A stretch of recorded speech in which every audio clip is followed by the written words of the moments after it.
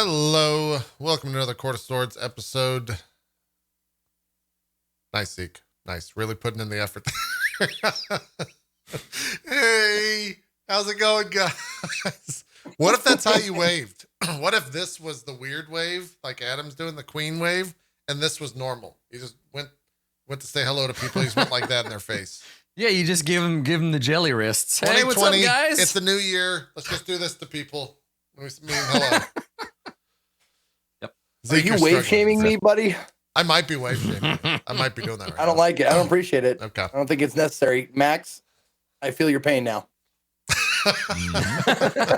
Listen, Hey, Max, you can't make fun of Max question. anymore. Welcome Max to is my a world, motherfucker. Max is a world famous fashion designer now. I is saw true. Can't make that. fun of him. I've heard of that. Yeah. However, have you played God of War yet? No, instead I started a playthrough of Red Dead Redemption 2. Yeah, I saw that and I called him out on that. Here's the best part of that is he was like, JP, I don't have time to say. I was going to call you out on Twitter for that. But then 40 minutes later, I see that you made fucking dinner before you went live. So you could have downloaded it, Max. So I do not accept your excuse. It was dinner or Gears of War. Or not Gears Bullshit. of War, God of War. And I chose dinner. You don't have to. You could do both. You just go press buy in the game. You don't have to like compile the data yourself, Max. You can't get away I from was this, already in Max. the process. Technically, I was already in the process of making dinner at that point. We were talking. Well, 40 I'll play minutes to make God of War. I want to say Gears of War now for some reason. Yeah, I don't know why you're on Gears of War eventually. all of a sudden. I'm gonna adopt the Gabe Newell mentality of it, where every time it comes up, I just add another month to. No, that's a good plan. That's Yeah. probably a good plan. Yeah. So you just, when somebody asks you, how long until you're going to play God of War? You say 5 days plus the number of times I've been asked this. And then every time someone asks, it just adds another 5 days to it. And you're like, we're good. I'm never going to play it until everybody just shuts up about it. Sorry, I think a cat got on You know, my the thing mixer is, too- 'cause all the levels are off. Sorry, go ahead. When I decide to play it eventually too, oh god, my camera's being all stupid. When I decide to play it too, I won't even tell you. I'm just gonna go live. That's great. That's how it should be. The stealth God of War playthrough. It'll be good. It'll be good. Yep. I don't know what's going on with the camera, Max. It's just dropping to like. I don't know either. Nothing's changed. Yeah, I don't know. Who Try to knows? reconnect. I think or it's something. more I don't this know. program than you, because you're sending your bit rate's fine, all that stuff. Anyways, not important stuff. Try to fix it if you want to. If not, I don't think it's gonna bother anyone. That'll definitely. If you just constantly do this, then I think people. Yeah, just wiggle around as much as you can, please. If you're doing your Matrix impersonation. What have you guys been up to? Oh God. What have you been up to, Max? Besides cooking a pasta with some meatball sausage stuff and some red sauce that you made the other day. Meatball sausage. Look, I'm a food critic. Okay, you can't make fun of. You can't shame me, Max. People read my food tweets everywhere. Okay, I'm somebody. I find that's the kind of thing that somebody says all the time. If you have to reassure people that you're somebody, it means it's definitely true. It's true. Yeah, it's 100% true. Yeah. Before the show started, I showed a preview of one of my new drops for my merch coming. Pretty excited about that. Yeah. Very minimalist design. Was that a shot at 100 Thieves, or like where did that come from? I don't understand where that came from. Several people today were talking about like merch or whatever, and then it just I've thought about like digging at that kind of like super minimalist. There's only 200. Each one's $100. Hey man, I won't even make fun of them. They sell that shit out in like 5 seconds every goddamn time. You say More 100, power to them. $100? Yeah. You're lowballing yourself, man. $100. You make 180. You make 50 of them. You make 50 of them, and you 50, charge that's right. like $2,000 a piece. Yeah, That's right. shit's successful. That's how you man. make your money. They're killing it. Passion. Gangbusters. It wasn't any particular shot at anybody particular. I actually like some of the designs for 100 Thieves and things like that. They're kind of neat, especially if you like that. They fit in with that like streetwear kind of thing. But there's some people that put out designs that I'm just like, that's okay. What did I saw a Supreme. My favorite. What was that? Go ahead. I gotta think what My favorite one of those. Yeah, while you're pondering, my favorite one of those is I think Gunrun made this T-shirt, and it's just a T-shirt that says "Test shirt, do not buy," which I thought was pretty good. I've seen that floating around here and there. That kind of thing's pretty good. can't remember what it was. But honestly, Max, if you just put out a shirt with a white dot on it, people would buy it. Yeah, buy it because the fact is that that's a design. Like you make fun of it, but it's still as valid a design as like something with a more complicated thing on it. Maybe it's not a great design, but it's still like technically Smebs clothing design. Reminded me, Supreme has Oreos now. They have Oreos? Yeah. They have an Oreo deal thing. Like for the design Oreos to be printed on their stuff, or they have Supreme Oreos that you can buy to eat? It's an Oreo.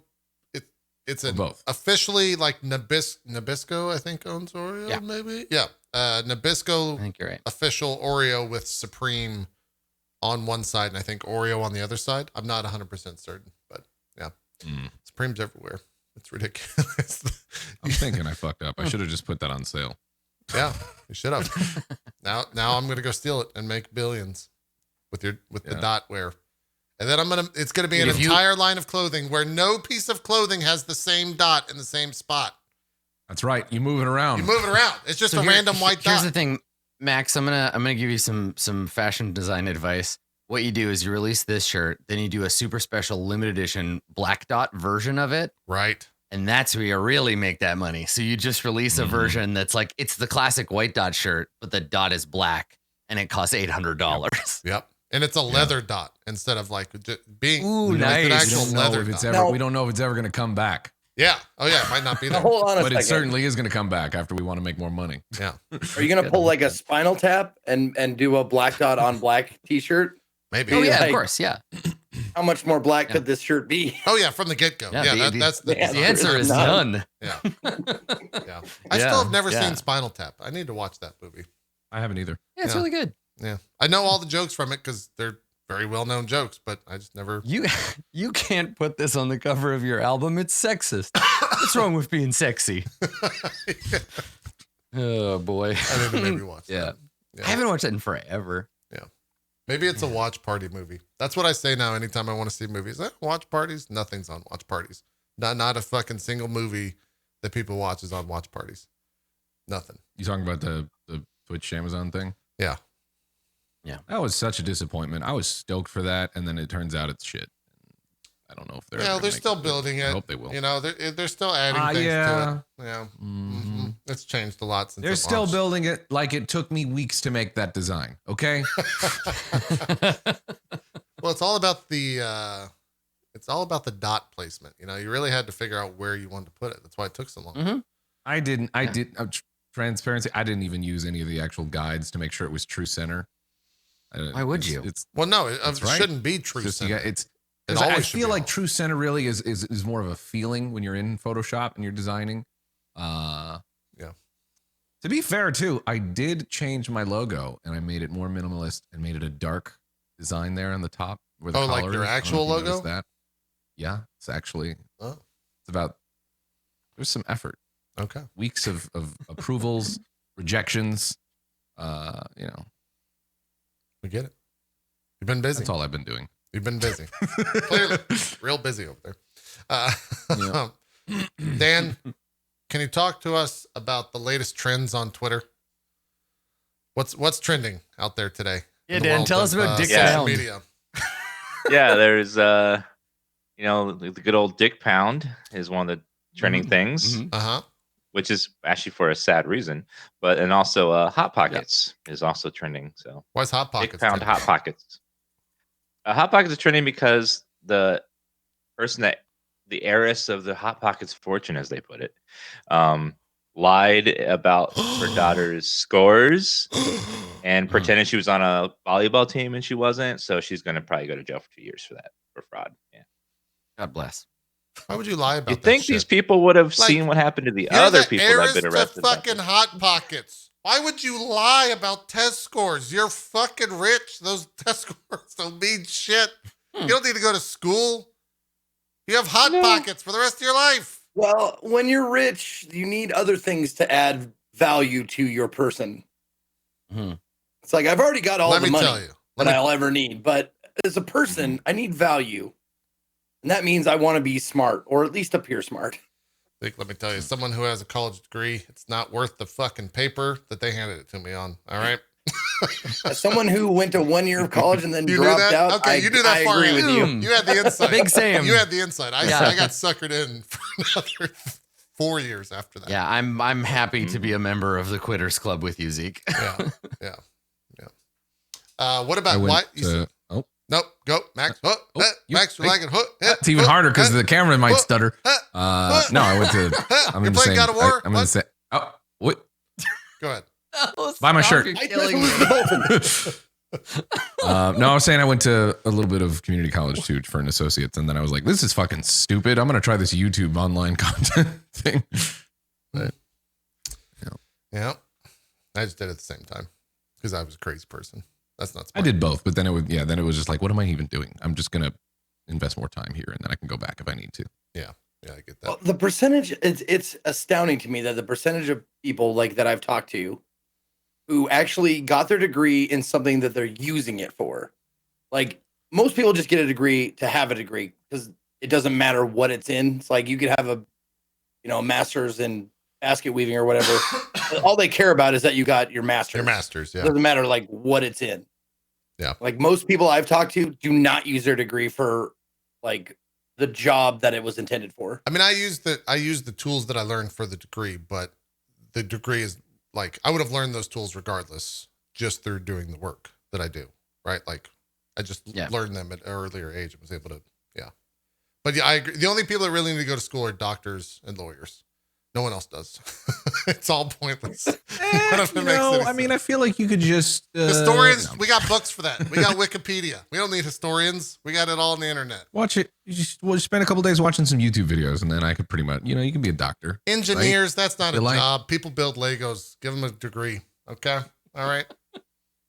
And trains run themselves these days. Yeah. Like, I you was going to barely say, even need to do how many anything. trains do we even have anymore? Who needs engineers? Here's Get 'em how out of here. important engineers are, and this is a segue. Engineers are not important at all. That Walt Disney made up another term called Imagineers because that's how dumb engineers are. And Imagineers are the real deal. And let's talk about here we it. go. The new Yeah, I was show. gonna on Let's say. talk about it. Yeah, I saw that God tweet. damn it. I I knew it. watched this as well. Go ahead. It's really good. I'm only 2 episodes in though, but it's really good. I like it. I also, Max, I thought of you when watching the show. You want to know why? We were Maybe. at some Disney. I don't know when it was. I don't know what trip it was. We've been to Disney multiple times together for some reason. And we were in the haunted house, and we were going down in the haunted house, and you said this stupid thing about the ghost host, and I made you like explain why you thought that was so funny. And you were like, "Oh yeah, it's the ghost host, man." You went through this whole thing, and then they said these lines in the actual haunted house documentary. It was like, "Fucking Max, man." I remember that line verbatim for the rest of my life because Max made me. Anyways, that's why I thought. I don't even remember saying that. You What do. the fuck did I say? You said it's your favorite I'm line. not even being silly here. It's where the haunted mansion, you go into the like elevator that lowers you down, and the PA voice comes over and he says like, "I'm your host, your ghost host." And you're like, "That's my favorite line." It's not I'm your ghost host. That's he what he definitely says. doesn't say I'm your ghost Look it host. up. Does he? Yes, you were like, "I love that line. I always come here for that line. It's my favorite." 100%. That's the name of the guy. Yeah, the ghost host. Huh. But then you also said something I don't think about that was- Star Tours as well. You love Star Tours. You quoted all those lines as well. We were there. You must have been just drunk. I could have been. Was this when we were actually there? Or Why would you tell me this unless we were? I don't know. You just lean over to me at some random Twitch party. So, Disney, when you're going down the haunted mansion, they say the word ghost host. That's my favorite line. And then you just waltzed away. I think I fixated more on the line of, I don't know if it was Haunted Mansion, but the one where, where he's just like, he I'm the does ghost basically the Vincent Price laugh, like, kind of thing. There's always my way, that kind of thing. And then it shows the skeleton hanging above. I always like that. That's what I feel like I mentioned. I don't think No windows and no doors. That part. I remember that part, but it's the ghost. You fixated on the ghost host. I don't fucking remember talking about the ghost host. Max, I do. Max, when you do that voice, it makes me want to get you to tell me about what's going to happen in a movie that I haven't seen yet in like 3-minute increments. If you could just like summarize a movie for me just using that voice, ooh, that'd be great. I would love that. Parasite is a movie that was trending on Twitter. Whoa! Thank you. Yeah, that's what I'm looking for. Come on now. Not everyone's seen that movie. You got to cool it down. Anyways, what's the name of the show? The Imagineer something. Something like that. Anyways, it's a good show on Disney Plus. I like that. They're really something. Really stuck with you. Yeah, I'm only 2 episodes in, so that's why. The Imagineer. Yeah, it's really good. I watched it all. I think I binge watched it when I first saw it. Yeah, did it make There's you want to go to and Disney? I know that JP, I know you don't really read books, but How fucking dare if you Adam. like, bringing Get him, books on get him. the I'm show? liking this. Ha! Ooh. I can't believe you would bring up books. What a fucking waste of time. I feel like I'm all alone because I don't have Marcus, who's usually my like, reading. But What a fucking nerd if that you guy is. if you like the story of Imagineers and that stuff, there's a sci-fi novel. It's a short one called Down and Out in the Magic Kingdom, and it's set in a like post-scarcity world. But the story centers about 2 groups of people fighting over who gets to design the haunted mansion in the distant future version of Disney World. It's pretty cool. Is there a YouTube video I can watch? I think you might like. There might be an audible version of it on but, YouTube? yeah, I mean it's only like 100 pages. Okay, all right. Maybe so. Maybe I'll check that out. Chapter 1. Sorry. Thank you. Max, can you read me the book? I have a book that I read during The Witcher 3. I got 4 pages into the first Game of Thrones book while on air. So that's the last book I read. It was 4 pages of Game of Thrones. There you go. It's great. That was enough, I feel like. Yeah, right? no, I was done after that. it was- I'm done with books for a while. A couple of years. My eyes are so tired. Yeah, 3 or 4 years. I'm done. These are some really great faces that the camera keeps stuttering on. One of them was me like, I'll be right back. I'm going to try to reconnect to see if it helps. Okay. Okay. In JP's defense, after doing what we do, several hours a day for, however many hours a week, all we do is read all day long for our job. And it takes a really like dedicated and, fan of books and Wait a stuff minute. like that. You actually read your chat? Oh, so you're right. I'm sorry. I meant Dan. People who actually read their chat and care about what they have to say and get to know them based on, comments they make and stuff. Dan, you know what I'm talking about, right? No. And I pay someone to read it to me. Fuck, man, I'm doing this all wrong. Anyway, it takes a special kind of person to want to read more after that. Like 8 hours a day, all I'm doing is reading chat and stuff. So Yeah. That's true. That's true. Well, I like your shirt. Where'd you get that shirt from? you like this shirt? Talk shit and roll crits. That's right. Pretty This cool. was directed to me. I don't know who it's actually Like like from Max's fashion line? benefiting, but it's from it's too busy for Max's fashion line. But no, it was It is, yeah. John Harper who directed me to whatever site I got this from. Gotcha. I got it during Blades and Dark. Gotcha. If you could remove all the letters on there, just keep the D20 in the center and then chop off about 90% of it and have just the tip of the triangular part at the top, then we're talking. Make some money. Yeah, no, higher than that. Just the little teeny tiny yeah. tip. Yeah. A little smaller than the size of like a pea. You know what I mean? That's what we're looking for. Make some money. Make it happen. So speaking of television shows, Let's do it. I missed this show when it was out, and I found myself like I'm always looking for shows that I can put on, but I don't really have to like invest into like True Detective is a show you want to watch, Sure. and you don't want to do something else at the same time. However, a show I'm watching Monk with Tony Shalhoub from back in the day on the USA channel, or whatever. Yeah. It had like 7 seasons. He was nominated for Emmys and shit like that. And I decided I'm about 2.5 seasons in, and it's like I was crying today during one of the fucking episodes Yeah. because like it's kind of goofy and a little bit like it's not like real hard like gritty or anything like that. But every once in a while they'll touch on subject matter Right. That just hits so close, and it's just like, oh God, why am I just?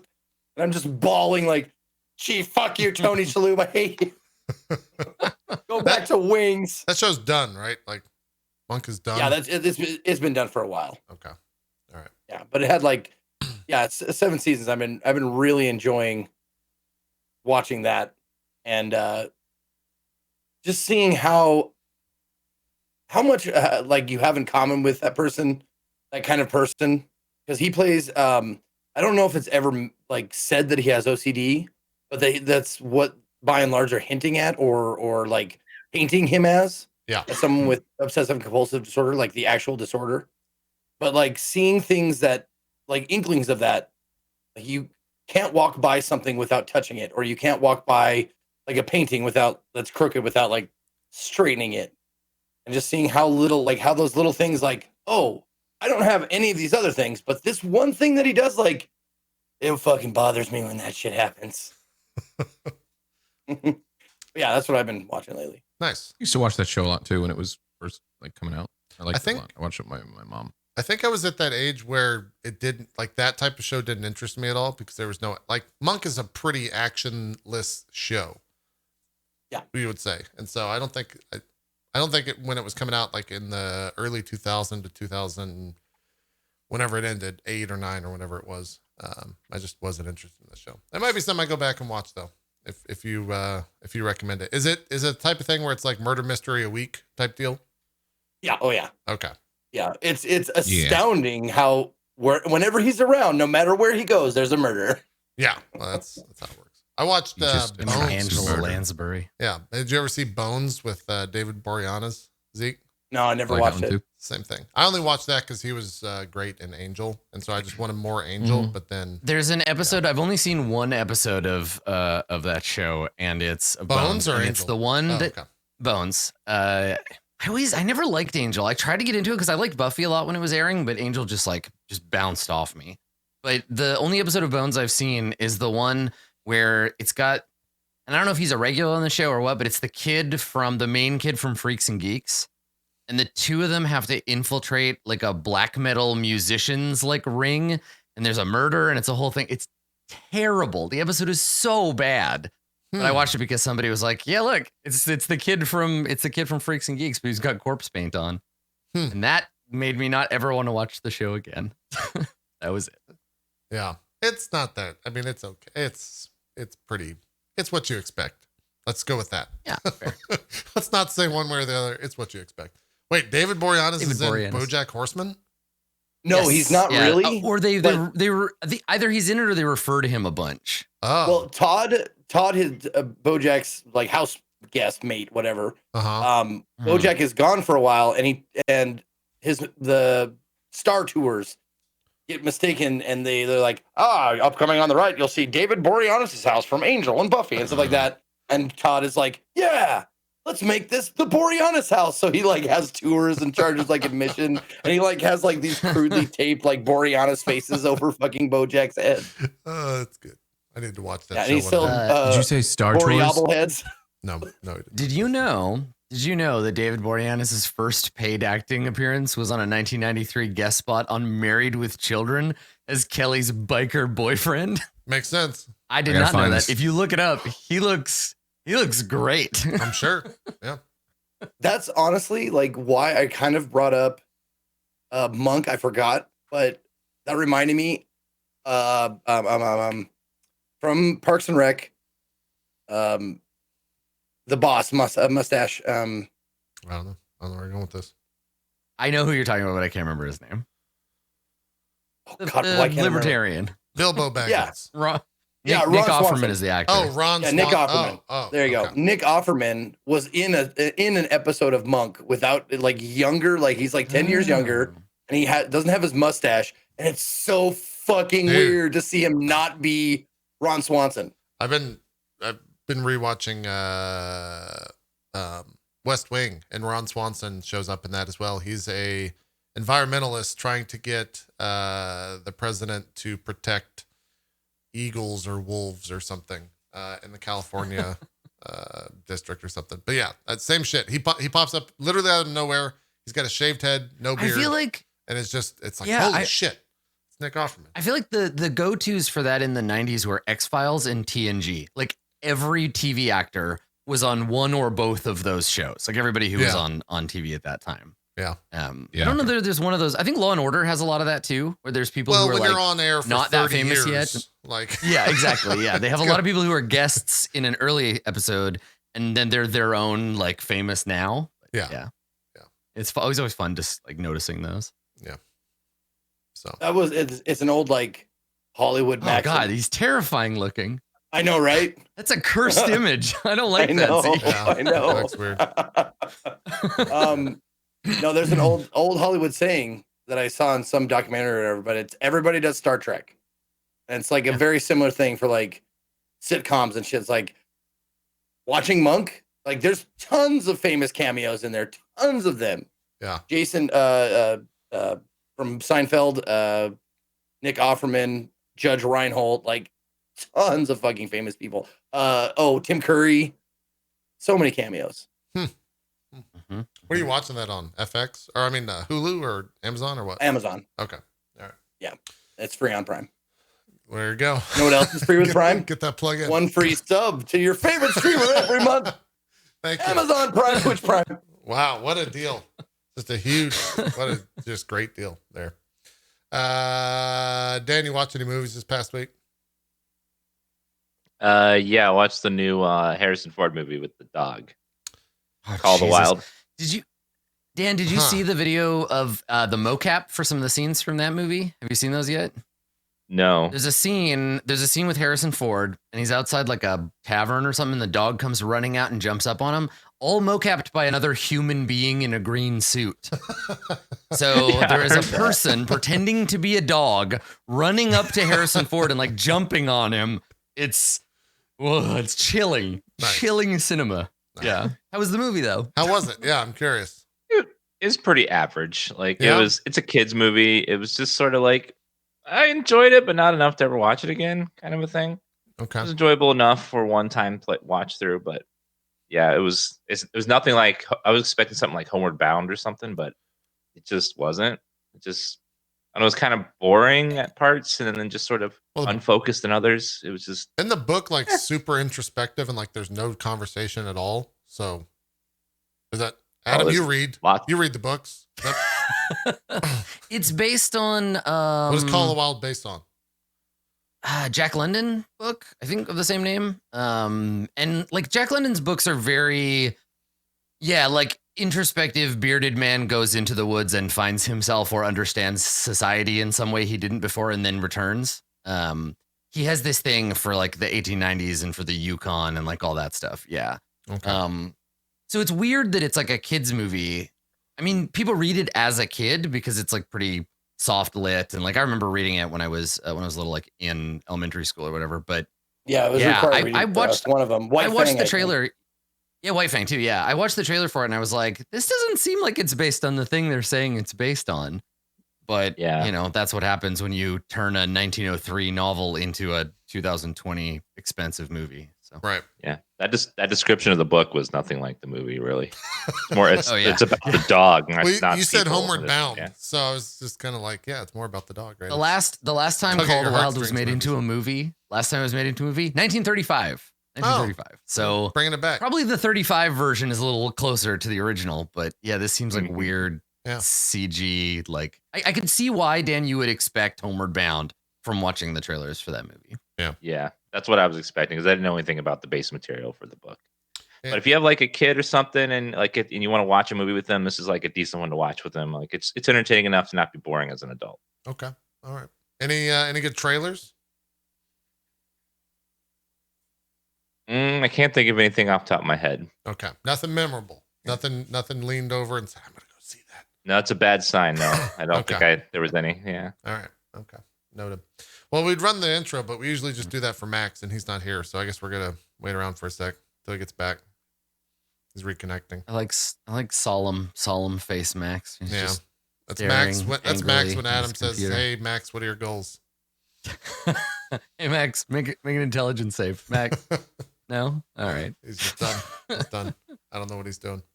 Dan, what are your go-to movie snacks? What do you get at the concession line? Ooh, that's a good question. Well, you got to go the classic popcorn. Okay. Do you get extra butter or no butter? I usually put butter just on the top and a little bit of salt because too much, and then it's hard to get it down in there without it like soaking the top too much. Sure. What are we talking about? Real quick. Movie. Concession. You're out of your element, Donnie. Yeah. You said movies. I was like, what? Yeah. If I want something savory, I go for a pretzel. If I'm like hungry for something, pretzel with dip. And if I want some sweet, probably like Whoppers. I like malt a lot. Whoppers. Oh, nice. Okay. All right. Yeah, that's an old timey snack. Nice. Good work. Yeah. I don't know what my favorite Burger King Whoppers. Stupid. Yeah, you don't just go to the movie theater and order a bunch. They have of Whoppers. Yeah. And then I pictured Dan smuggling in Whoppers. How long is this movie, sir? Well, it says here the runtime is 2.5 hours. I'm gonna need 6 Whoppers. Thank you. Okay, I'll be in the movie. Yeah. What's the most? I don't know. What's the most extravagant, or what's the craziest thing you've smuggled into a movie theater, food related? I was about to say. That's why I had to phrase it properly. When I was in college, we would go to this place where we could get like full-blown meals with drinks and everything. Okay. And we had this friend that had a huge purse, and she'd put all these meals in her purse for us, and she put her like feminine stuff on top. And then when someone would look in there, they would just see that and not look too much deeper than that. And then hold on a second. So that's smart right there, man. That's fucking 2000 What did everyone IQ. imagine? What did everyone imagine when Dan said feminine stuff? What did you think of in your head? What was the thing that was covering the snacks? Just a bunch of coins. I just just coins. Yeah. Women do love coins. Yeah, I don't know what else you guys would be thinking of. It's just we just sit there, eat our like lasagna and noodles and pennies. spaghetti. Like no one else uses pennies except women. Copy Everyone of knows the bell jar. Us too, if anybody. I'm sorry, JP. The bell jar is a book. Oh, okay. I didn't know what that joke was. I get it now. I get it. I understand. It's a book. Indigo Does anybody Girl spill? you know? No. If they spilled their drink or anything like Tickets that. to Lilith Fair. I don't. I just thought that was a great way to describe things in a bag. Like I opened the bag and it was full of man stuff, like chainsaws and gun ammunition. Bullets. Like, Just bullet casings. looks like there's just bullets in here. No candy. You go ahead. freshly killed carcass. Yeah. Yeah, it's under all the C4. Just move the C4. Yeah, that's how it goes. Well, we had a buddy who did the same. Who did the? He would smuggle beer into the auditorium. Yeah. In his like fucking long coat sleeve. He would like it was a big coat, but he would like stuff them like end to end. Are we talking like cans or like just walk in like this? Oh, weird.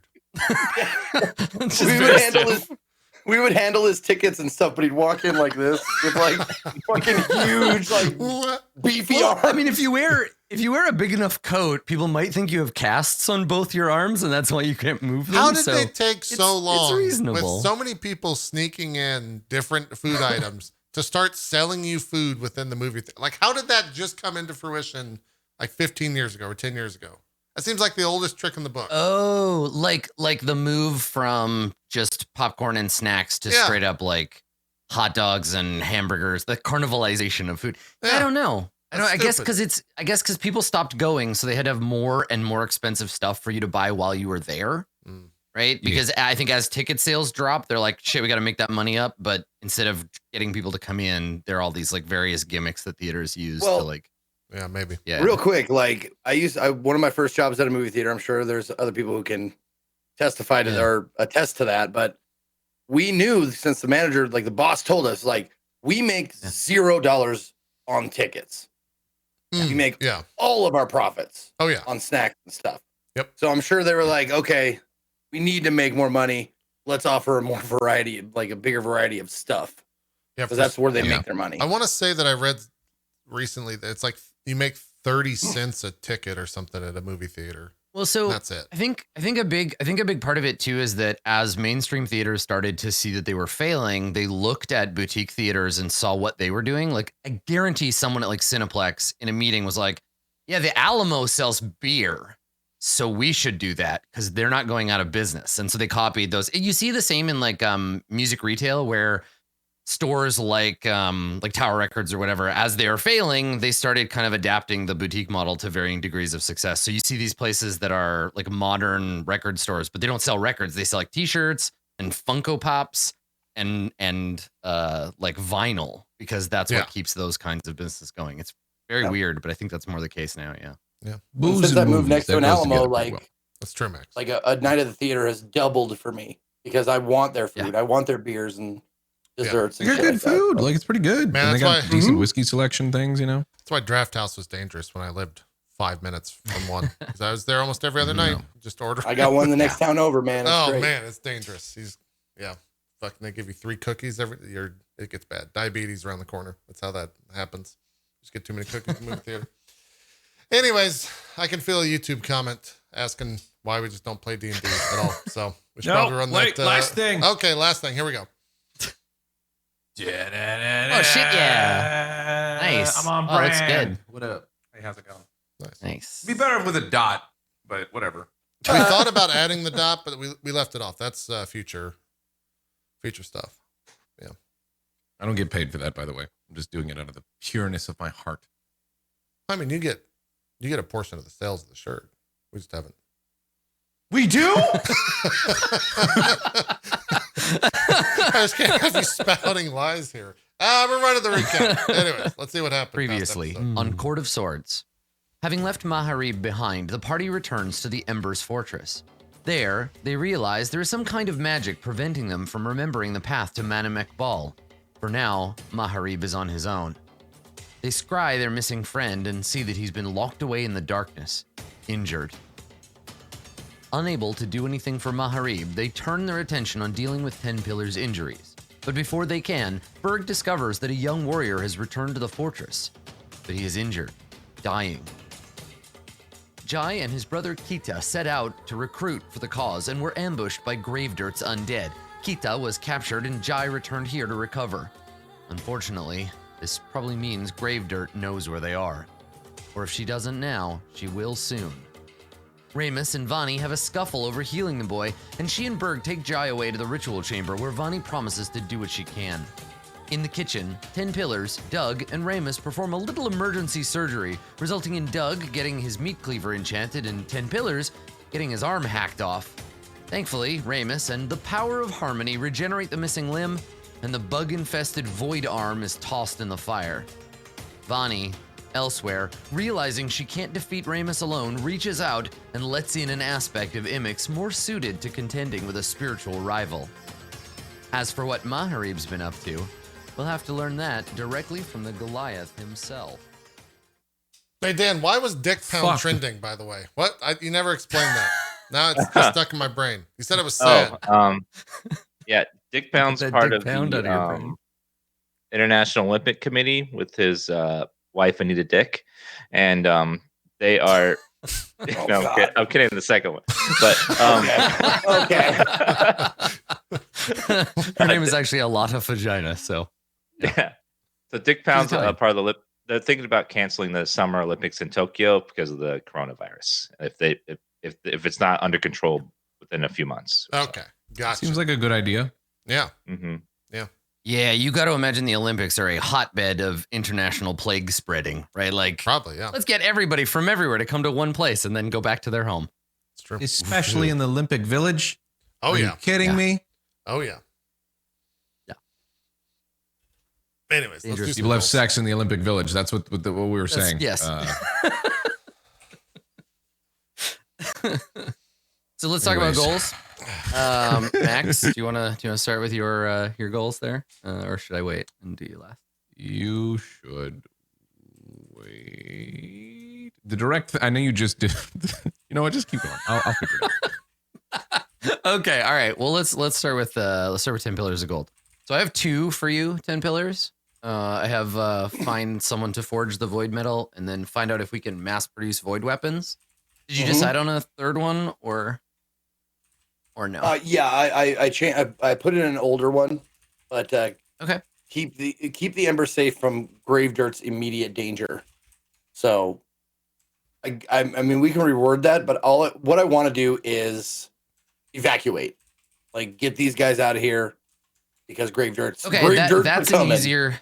Yeah, that's an easier one to understand, right? Like, because if it's more of like more active, you can actually do something. So it's get the. Do you want to convince them to leave? Do you want to get them to safety? Do you want to like what's the thing you're going to do today that is related to this? How about convince them to do something like regarding Gravedirt's threat? Whether they like choose to like just convince them to respond. Exactly. Okay, Whether they choose to fortify the mountain or leave or whatever. Yeah. Okay. Sure. Okay. All right. Ramus, what do you want to do? I got one for you. Okay. The first will be evacuate. Create weapons of harmony is the one I have. Yeah. Give me the other two. The first will be evacuate the colony or whatever we're calling the place. Yep. And the next one will be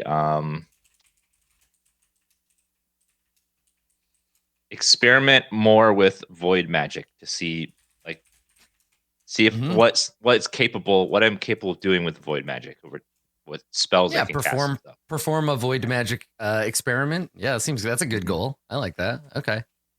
And then Berg, I have 2 for you. I have replaced the hammer with a new significant weapon, and I have locate southern wind. You want to keep those? I think I was going to do a goal along the lines of what Dan had: evac/relocate cultists. Okay, sure. Reunite with Mahari. I mean, I feel like you all know that's it's too easy of a goal. Died. Okay. And then Mahari, we'll save yours until you reunite with the party. Sure. Sound good? Yeah. Okay. But you can think on them and like get them ready, but I'll hold off. Also, on taking them. Super quick. What is the average for health? And I never took a feat. I was gonna. Just as an aside, I'm still level 2. Just hit the character mancer. It does all that shit for you. This is the button you can just click on and I forget it's been 3 fucking weeks since you leveled up. Oh God. Why can't I hit anybody with my hammer? It's been you see, Max, your hammer was 2-ish. destroyed several episodes ago. So see, but then we have these giggles at my expense. We do, it's and that's true. just nice, right? Yeah. And I'm sure for Zeke, it's nice being not having to be the buffoon of the group once in a while. So some nice pressure. Well, here's the thing too. Him. Part of the reason why I didn't grab the feet, laziness. Second part of the reason. Sure. I mean, I'm just gonna front load that one. Okay. I really appreciate your forthcoming attitude about this. Yes. The second part is because I no longer have the hammer of heaven, so it's a little weird to figure. I don't know. It's like he's in a flux state right now, and let's go back to one. It doesn't matter. Laziness. It's not like there's a moment. Whenever you feel inspired to have that feat, go ahead and take it. Yeah. If you don't find yourself inspired until the next time you level or never, that's fine too. Whatever works for you. It's okay.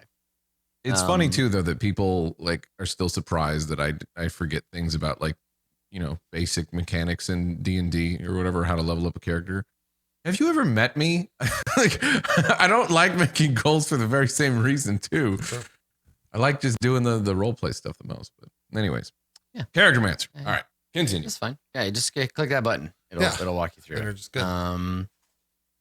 So let's begin where we left off in episode 140A with the group that is in the hall. So it's been long enough for you, 10 Pillars, to fully finish recovering. Your arm has returned full grown, though it is still, as Ramus would put it, baby soft. So you've spent some time recovering and resting while that's happening, and I think everybody else you rest overnight, right? Because we saw you right before everybody was going to bed. So let's start with you, 10 Pillars. It's first thing in the morning for you, and you're up and awake. What are you doing? What do we see you doing in the morning? Just for mechanics wise, like we get all HP back and all that. Yeah, you take a long rest. Okay, cool. All right. I think I wake up and 10 Pillars doesn't get a lot of sleep anymore, so it's probably still pretty early. Not quite, like just the first light of dawn is coming through, so it's still really dark, but he gets up, kind of hear like the old man like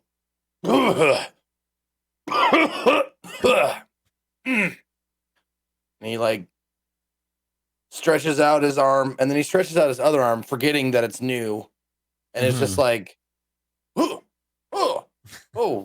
like it's like fucking no sore. It's like it's not like my elbows feels good, So he's like, oh yeah, I remember. And then he has this passing thought of like asking Ramus and Doug to cut off his other arm and try it again, so he can have two like brand new arms, Just a random thought. Here's a weird question. Maybe Dan, you know the answer to this. If you cut off 10 Pillars of Gold's head and cast Regenerate on his neck, would it grow him a new body? Because I don't think you can grow him a new head, right? There is that's the part where D&D does not help us understand. Yeah. It just says body parts, but doesn't really specify it can't be specific kinds of body parts. You'd have a very narrow window of him bleeding to death. See, it says severed body members. It says body members. Okay, so probably being decapitated is different. Yeah. All right. Fingers, legs, tails, and so on. So probably not the head. Okay, so not your head or your whole body. Okay. All right. Just imagine a whole body just growing out of my neck. Slowly growing out of, oh God, like the roots of a tree. Like the head, you can see the whole head, but then gross. Yep. And So these are the kinds of thoughts that pass through your head first thing in the morning as you examine your strange arm. The idea of like, I wonder what else. And he does a little minor amount of like touching it, like, yeah, it feels like mine. It doesn't feel like a demon armor. It doesn't feel like, he got it from somewhere and attached it. So yeah. Gets up, does his morning routine, which consists of like grooming. He definitely pays attention, like how his beard looks, how his hair looks.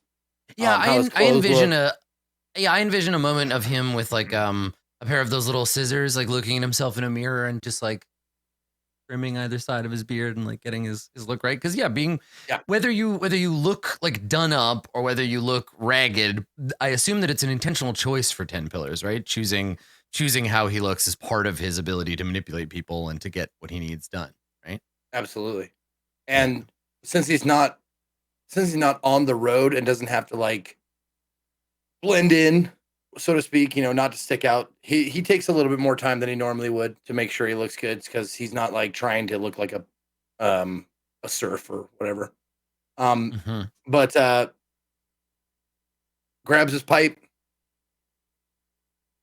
looks at what he's got left for pipe smoke, and it's bad tobacco, and it's dismal, like what he's got left. So he probably gets up, and since he knows he's the first one up and he doesn't have like anyone to immediately talk to or whatever, he'll probably try and search around to see like if they have a storeroom or anything like that.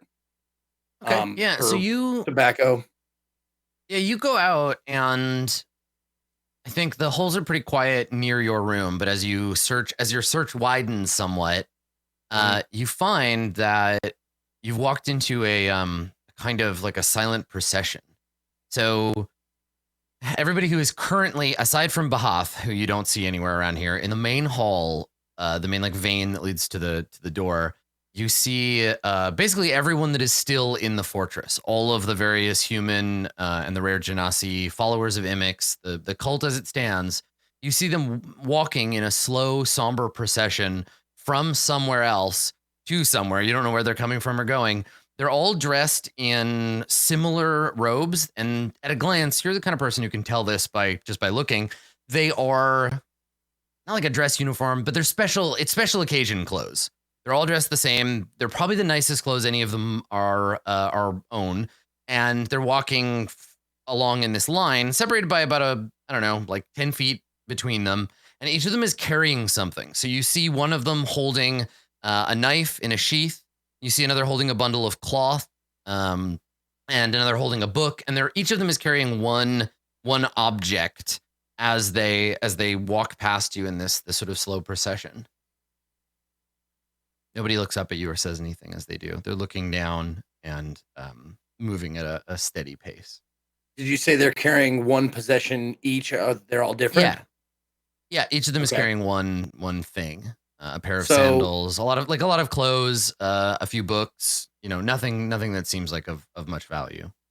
My immediate guess, and you can tell me if I need to roll or whatever, but my immediate guess is that they're making material sacrifices. They're going to burn this stuff to shed the need for material goods or something like that. So you can, if you'd like, you can make one of two checks. You can attempt to make an insight check and figure out the emotional tenor of this procession, right? What are they feeling? What are they thinking? Mm-hmm. Or you can make a religion check to see if you recognize the ritualized behaviors. I'm going to do an insight check to see how they're feeling. Okay.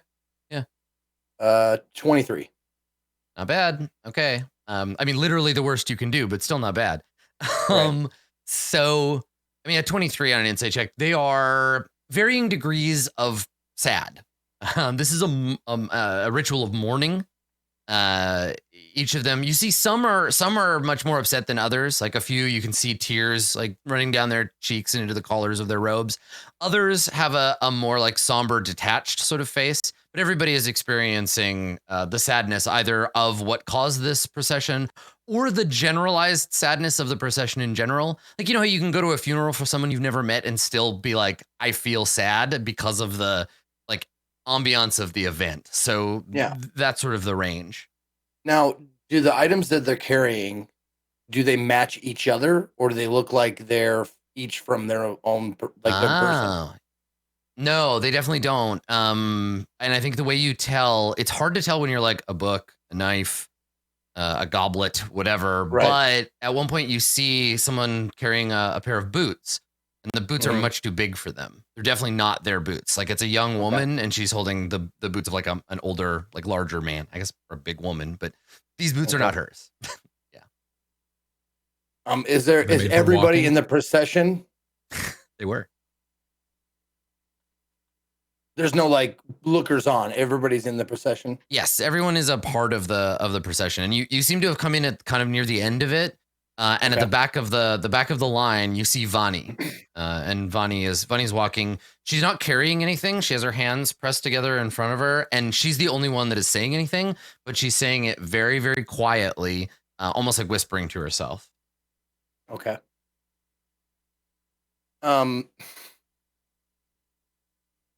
So judging by those boots, it's an adult, guessing male. And someone died.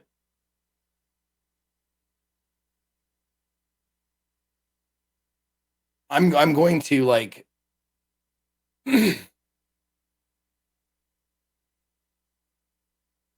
going to look at Vani and see if she looks at me or if she's like too involved in what she's doing. Yeah. Okay. So this is not so much the ritual itself, but the ritualized behavior leading up to whatever they're doing. So she actually does stop to talk to you, if you make eye contact. So when she looks up and sees you, and she parts her hands and she stops for a second. Forgive me. You made eye contact. Yeah, you made eye contact with her. So what do you say? Forgive me. I don't mean any disrespect to your traditions, but since you stopped, who's passing every morning? So Vani, she's dressed differently than we've seen her in the last little while. She has a lot of like very frizzy hair, and normally she keeps it bound pretty tightly behind her head and like piled up when she can, like on the back of her head. But she's just letting it out now, like it's just this big frizzy curly kind of mess. So she's not doing that, and then she's wearing her normal kind of like practical like ritual robes, like her Eldritch Mother's like robes, but she's also now got a necklace that almost looks like prayer beads, but they're made out of porous like volcanic rock. So these sort of fist-sized beads of volcanic rock kind of around her neck. She's also carrying a curved dagger in her sash at her waist, which I don't think you've seen this dagger before. And so she looks at you, and she has that same kind of slightly detached sadness in her eyes. And she looks at you and she says, the boy, Jai, from yesterday, he couldn't be saved.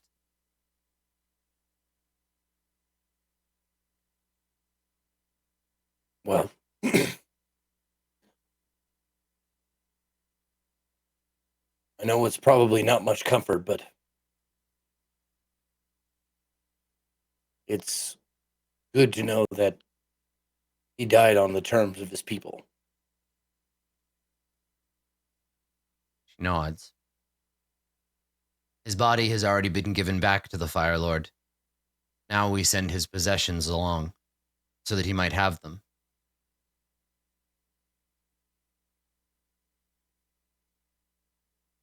Not right now, of course, because I see that you're busy. But when you have a moment, I would discuss with you the future of the embers and the threat of grave dirt. But I've been later thinking. time. I've been thinking a conversation between you and I is long overdue. I have some questions for you as well. She looks and she says, the ritual takes a few hours, but when it's complete, you know where my quarters are. Meet me there. I do. We'll talk. I will meet you there. And she turns to you and she gives you a slight nod of her head, and then turns and continues the procession. She catches up with them. Oh, before she leaves, Mm-hmm. I'll just I'll say I'll meet you later. Before you get back to your ritual. This may seem like a minor thing, but I just hold up my pipe. You don't grow or harvest anything for these, do you? Tricky thing about living on the inside of a hollowed out mountain. Not a lot of arable land. I thought as much. It was worth a try. Thank you for your hospitality. She nods. And then because the procession has gotten kind of away from her, she has to jog a little bit. So the sound of her, as always, bare feet slapping on the floor, and the jingling of her clothes. So she has to kind of dash off to catch up. And then I assume you just go to find food, eat some breakfast. Yeah. I would like to find Doug. Like if he's working, I'm not going to go to his quarters or anything. But if he's in the kitchen, I definitely want to have a word with Doug. Sure. Yeah. Okay. Yeah. So chances are pretty good that's where to find him. So you head over there. And meanwhile, Berg or Ramus, both of you kind of like one of you, we wake up as it gets, I was going to say as it gets light out, but you can't tell that because again, inside of a mountain, but your body wakes you up. Your circadian rhythm is like, cool, you're done. Time to wake up. Ramus, let's go with you. So you wake up, after the long day you had yesterday of revelations and regenerations, and you looked out at the jungle, kind of wondering about where Mahari might be, taking a moment of peace and then going and resting. Did you sleep? Did you sleep well after that day, or how was that? Do you wake tired or?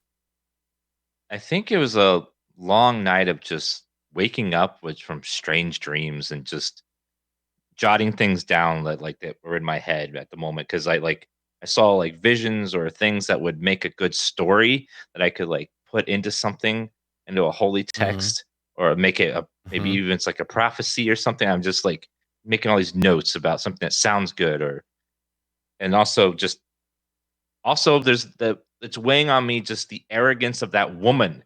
Like I could have saved his life. Right. And she stopped me, and now she's out there having a freaking funeral, which I could have stopped from happening. She would just let go of her stupid ways, and it's a mix of madness and just Yeah, worry I also hate her. about Her bag full of feminine stuff. Ooh, she's the worst. Oh God, I know, nasty. Just with her lipsticks and her novels. So yeah, so you wake up and I think let's start. I want to start a like a countdown clock or something for your like creating the Bible of Ramus, right? Your book of harmony. So whenever you have like some downtime like this, when you're like, oh, it's morning and I have a few minutes to rest, we'll get you to make a roll. Now, I'm not sure what skill this would be. Like, is there a writer's tools proficiency, or like if you're trying to write a book, what D&D skill would you use? I thought performance maybe, but that doesn't feel right. And like, are you writing with charisma? You know, I think there is a kit for writing. Yeah.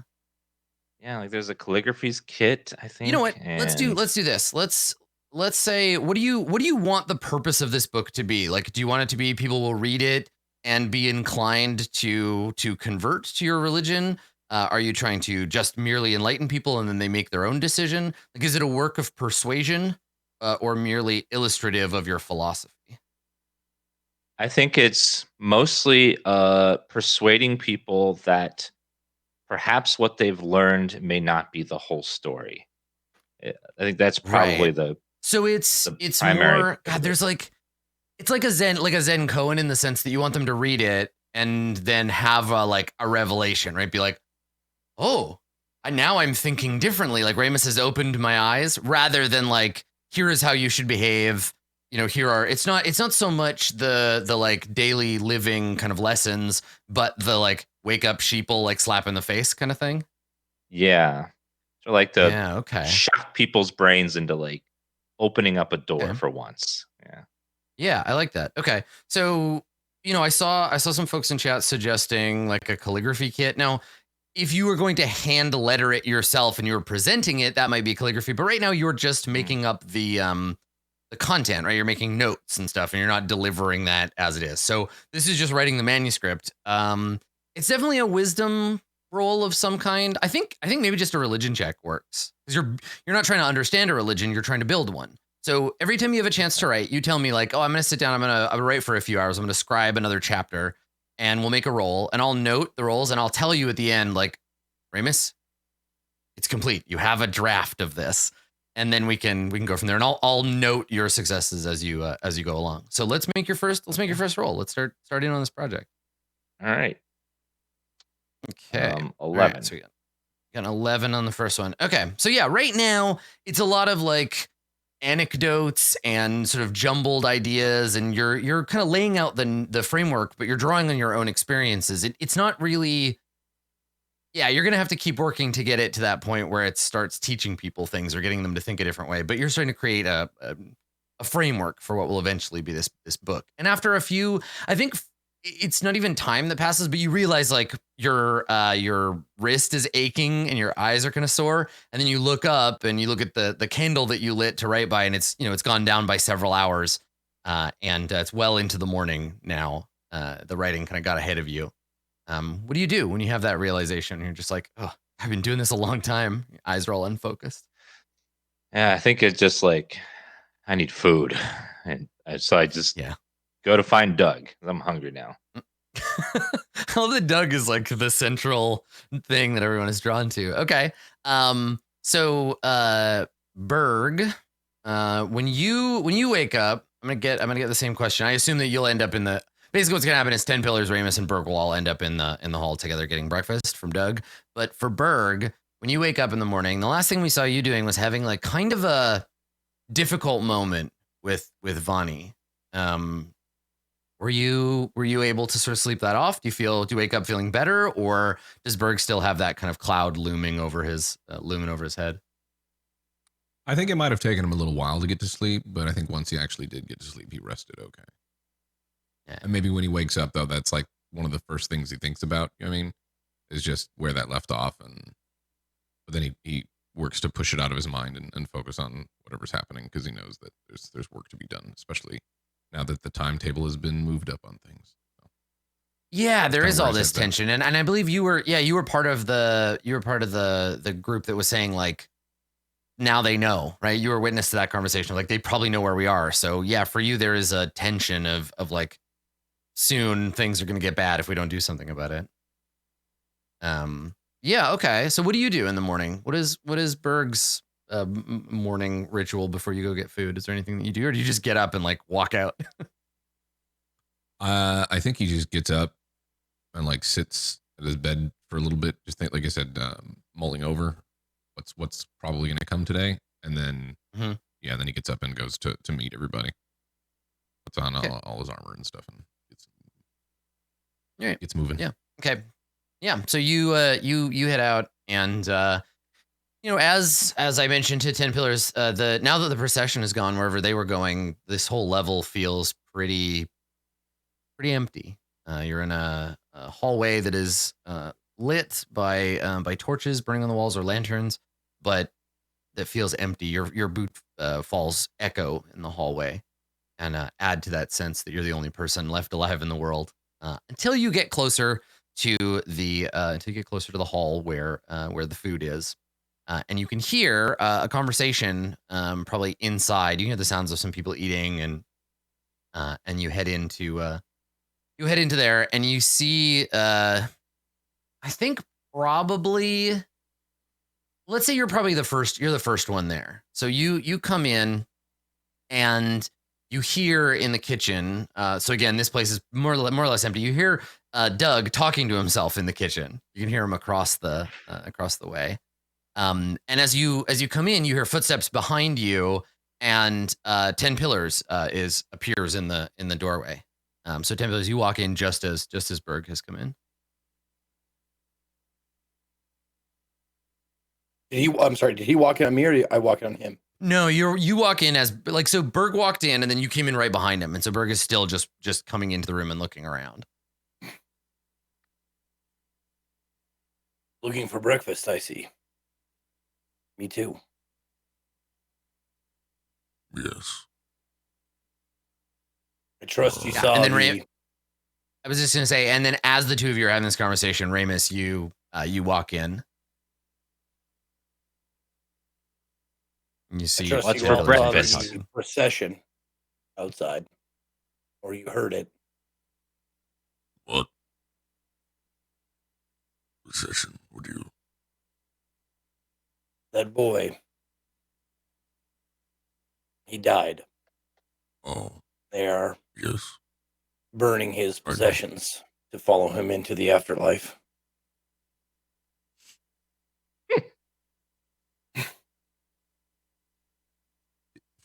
Did Ramus just laugh?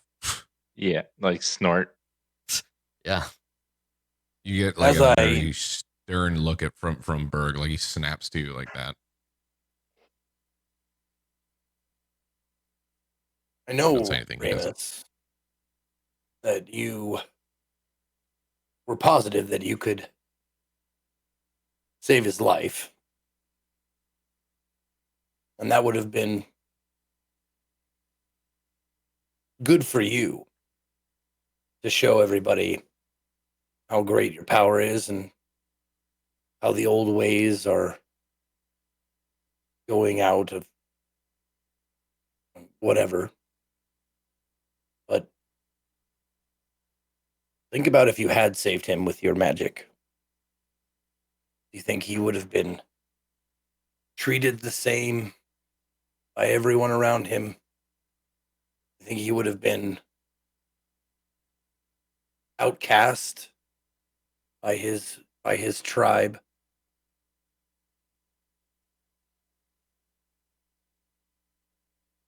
But he would live. Some would What say a life life. itself is a gift. You still don't know that for sure. I know exactly what is wrong with him, and the only way to fix it. Their magic never was going to work. You could not be certain what you did would work.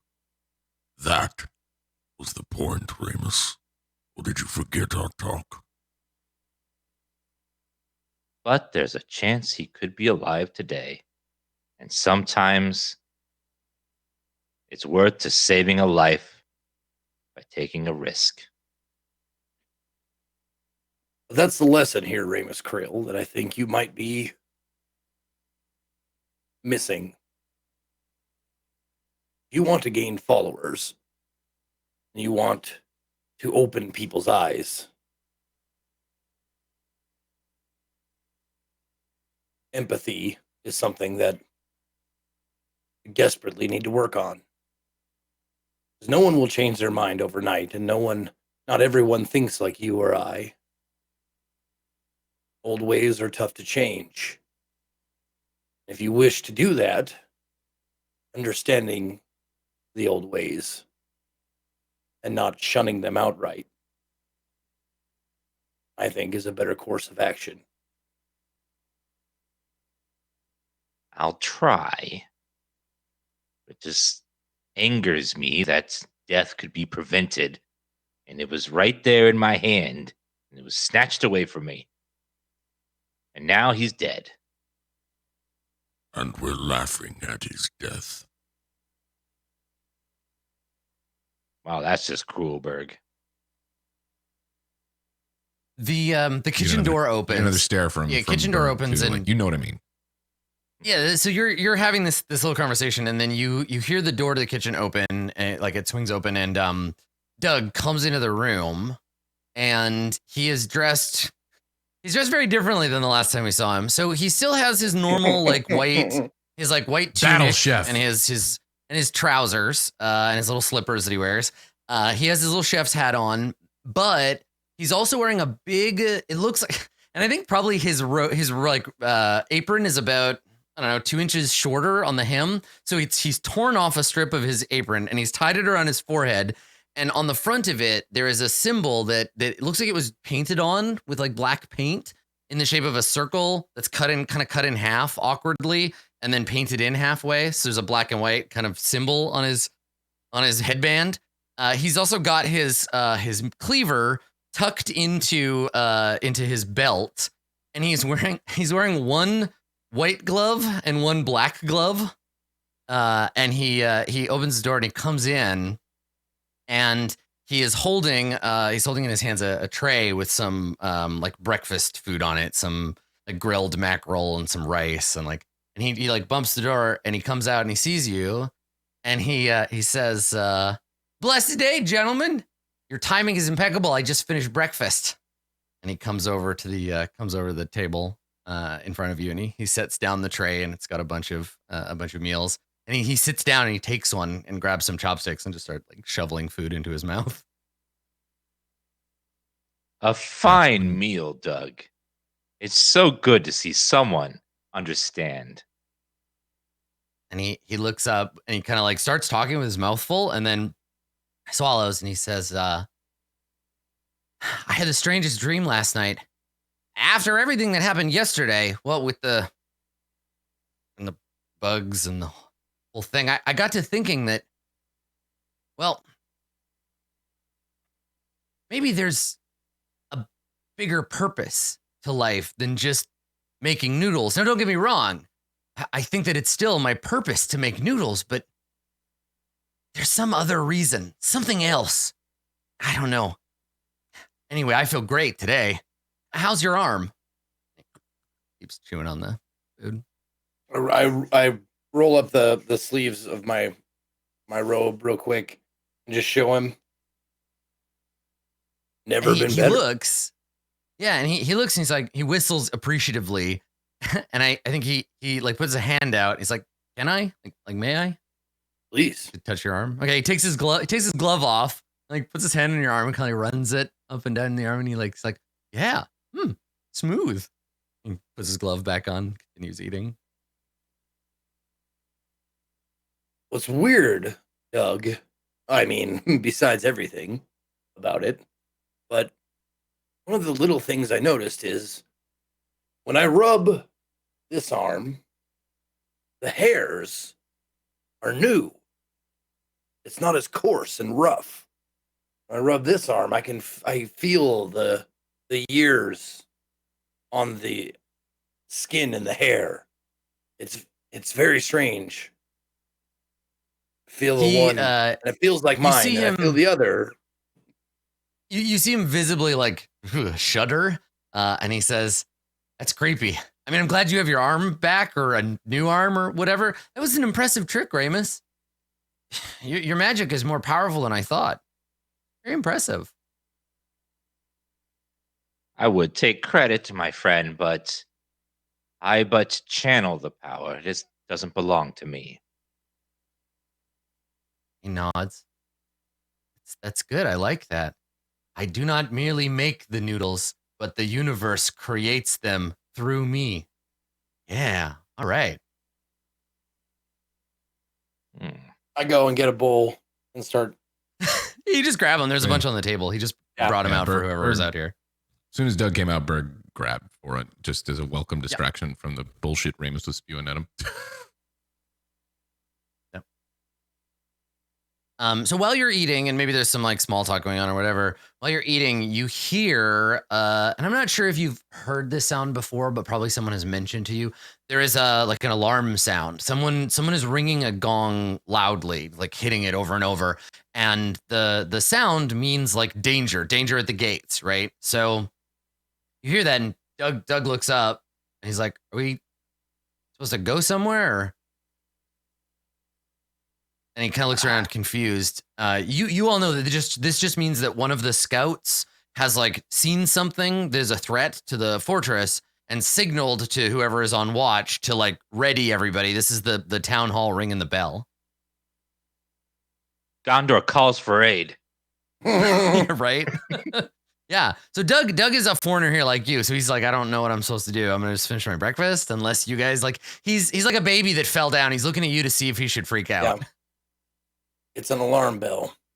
One of the lookouts has seen something. It doesn't necessarily mean we're under attack, but it's definitely something out of the ordinary. We should go and see what it is. Doug, guard the noodles. He does this. I gotta back up a little so I don't punch my mic. He goes, of course. Love it. If there was an award for best NPC of all time, Court of Swords history, Doug would definitely be. He's got such a storied history now too. Yeah, I think Doug's up there, if not the NPC. Doug, I'm trying to think of other I'll say this. NPCs, but Doug's up I'll there. say this while waving the death flag as hard as I can. Doug is the Connor Wu of this group. True. Only me and Adam and viewers understand that because no one else, the other three, have not seen Swan Song. But yeah, without a doubt. Yeah. Or what was it? What's the name of that Russian dwarf from Mirror Shades? He's kind of like that guy too. I forget his name. Yep. So yeah. You want to go and check it out? Yeah, I think we run to the gate. Okay. All right. So when you leave the kitchen, you come back into the main hall. You see one of the warriors, random background extra, who in 20 years will be a star of his own TV show. You see some random warrior running by, like buckling his armor. He's got his like sword at his belt, and he's running down the hall. And you see him, and he's kind of looks frantic. Do you want to stop him and see what's going on, or? Yeah. What's the alarm about? He shakes his head and he says, I don't know. I haven't seen myself, but it means great danger. Something. And he looks, something's coming. Do you think it's the dead? I'm not ready to face the dead. Don't worry. Just see about your business. Keep your mind on your task and go. Of course. And he nods and turns to run. He turns to start to go, and he stops and he says, I heard them say something about a giant. And he turns and runs off, looking frightened.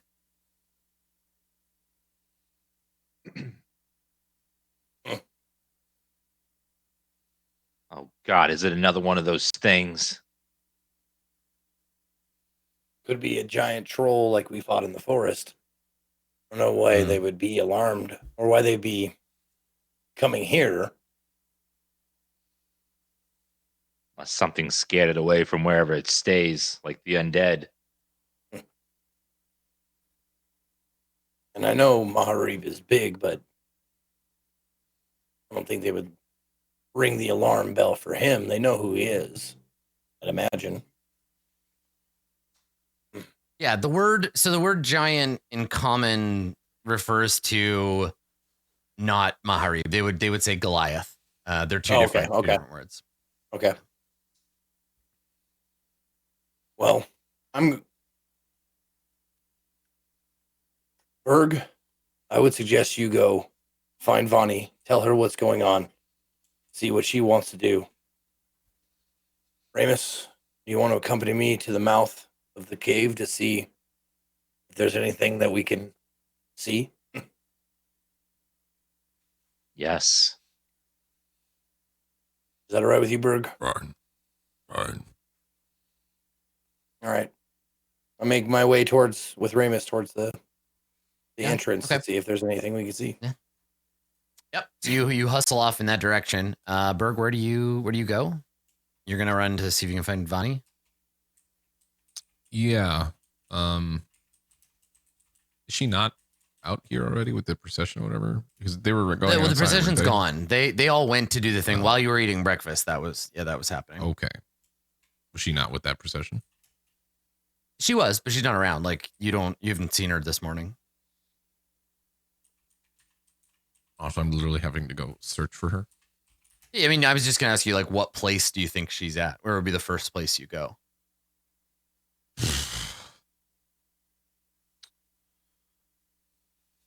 There's like the throne room. There's the throne room where Bahath is most of the time, right?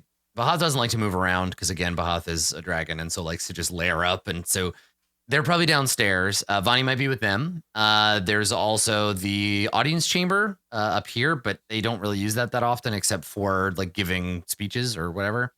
There's her room. There's the shrine area where you had the whole ritual situation. So yeah, where do you think she's going to be?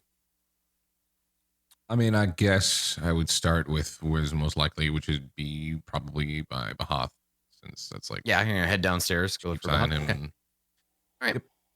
So 10 Pillars and Remus, when you get to the door, there is a slightly older warrior, and she is explaining. She's handing out pikes to everybody, like long metal spears. They're more like pikes than they are like halberds. They're meant for fighting, keeping a foe at bay or fighting cavalry. And so this woman is handing these out, and there are a couple of other soldiers who are like taking turns, like tightening armor, like getting ready for a fight.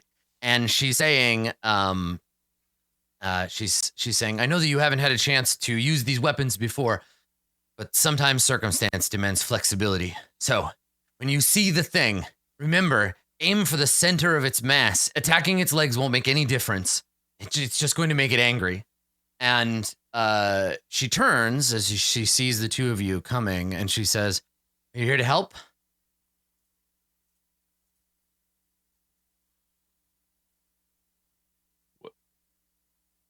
What's going on is our primary question.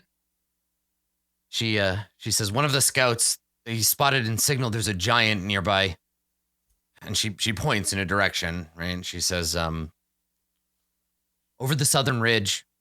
We thought it might go the other way, but it looks like it's headed this direction. It's nothing to be too worried about. We've had to drive them away before. We try not to kill them if we can, but if it becomes angry, then, well, we could really use your help. What does it look like? Or what is it, if you know exactly? she shakes her head. She says, I don't know. Where's the scout? Has anyone seen Assam? Come here. And so there's this younger man dashes over and he like salutes her. He's like, yes, ma'am. And she says, you saw the thing, Assam? Tell them. And he turns and he says, I ran as soon as I saw it, so I didn't get a good look at the thing, but it was maybe 500, 600 feet away, down towards the southern ridge. I only saw the top of its head, but it has to be at least 15, maybe 20 feet tall. I saw the thing. It had a weapon, maybe a club or an axe or something. Blue skin, long hair. I think it might have been a female. I can't tell. Is any of that of help? Are you going to help us drive it away? What the skin of the trolls that we fought before was gray and green, like the two different colors. Yeah, but Okay. You'd have to make a nature check to see what you know about trolls and giants and stuff. Let me do that then. Okay. See if I know of any blue skin giants. Nope, I know dick, absolute dick, and I'm not proficient in it at all. All you can remember is fairy tales. That's it. Like, you're just like, giants, what are they? They live in castles on the clouds, and they like beanstalks and oh shit. Like, you can't Like the recall blood of any an real Englishman. information. Yeah, exactly. Some of them like bones and bread and stuff. I don't know. So you can't sort the fact from the mythology in your head, and it's of no use. You Well, said we will and try. I talked to the female captain or whatever. Yeah, a lieutenant or whoever. Yeah, the person. You said who you've seems to be driven in them charge. back before. What have you driven back before? What do you mean, what? Giants? They wander around here like they own the place, which I guess in some cases they do, but they're stupid. They're fools. You just hurt them a little bit or scare them with fire, and usually they fuck right off. But with what's been happening in the valley, they're getting more aggressive, and so I don't know. I can't tell one of them apart from the other. They're huge. Have you ever Angry, faced stupid. a blue one before? I don't know.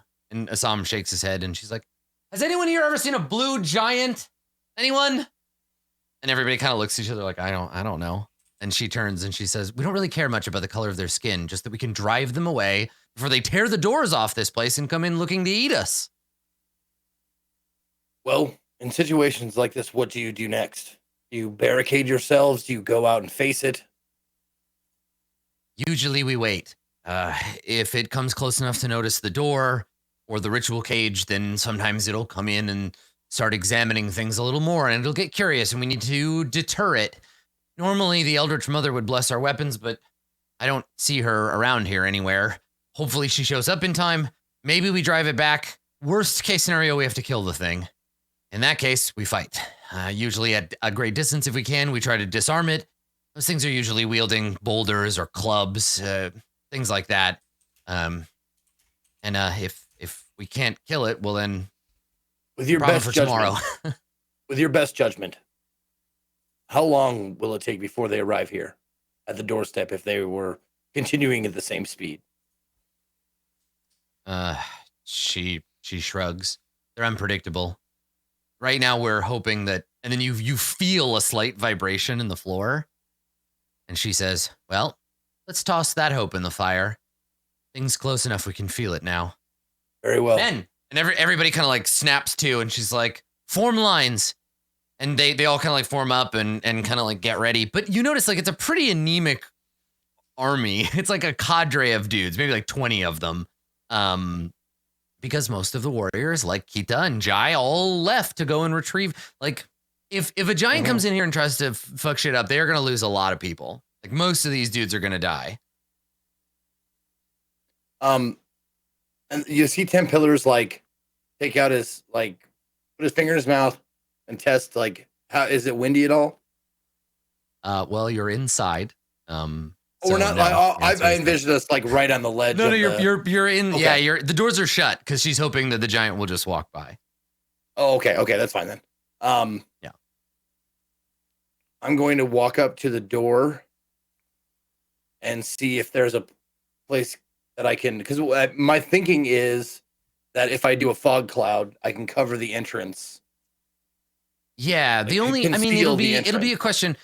The problem is that if you do a fog cloud, what the giant will see is a wall with a big cloud of fog in front of it. It looked like a boss door from Dark Souls. Like it won't necessarily, like they won't look at it and be like, Okay, oh, that's a totally natural thing. They'll come over and be like, why is there only fog in this area, only in this part of the world? Right. So they'll come over and investigate. Yeah. But if you want to take a closer look, you probably still have time to slip outside and go and look around. We should drive it off. These warriors will have a hard time with it. Should we wait for Berg? To roll something. Yes, he needs to come immediately. Okay, nobody here heard. None of the warriors heard you shit talking them. I was gonna say that tone doesn't help your spirit, Ramus. Like I definitely heard like, warriors. yeah, exactly. That huge long pause before you're like, these what's the word to peons, morons, idiots, future corpses, warriors. Yeah. So but none of them heard you, so you're good. One of the warriors is like, Yeah. And you're like, hey, doing good. Hey, buddy, I see you there. Yep. Okay, we'll give Berg a minute or two to get up here. Very well. Yeah, so at that point, obviously, that's when we cut to Berg. So, Berg, when you arrive in the chamber of Bahath, right, Bahath's horde, you see it as it was before, right? The lava flows, the dwarven architecture. You remember fighting in this room, right, against the iron golem.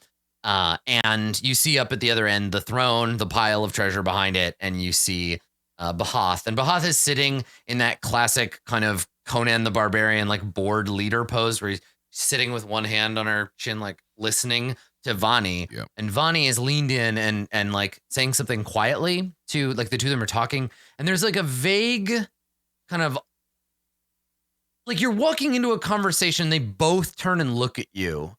And you feel a sense of like, you shouldn't be here, right? Like you feel a sense of being an intruder just for a second. Like you just feel that weird kind of like, Are they talking And then shit about me Vani- at the lunch table? And then Vani smiles and puts a hand up, and Bahath kind of scowls. And Vani turns to Bahath, and as you're walking up, says, "We can continue this discussion later."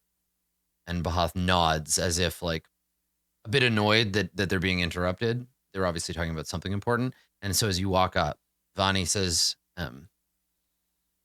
"You look upset. What's wrong?" There's a giant or something approaching. Wanted to let you know.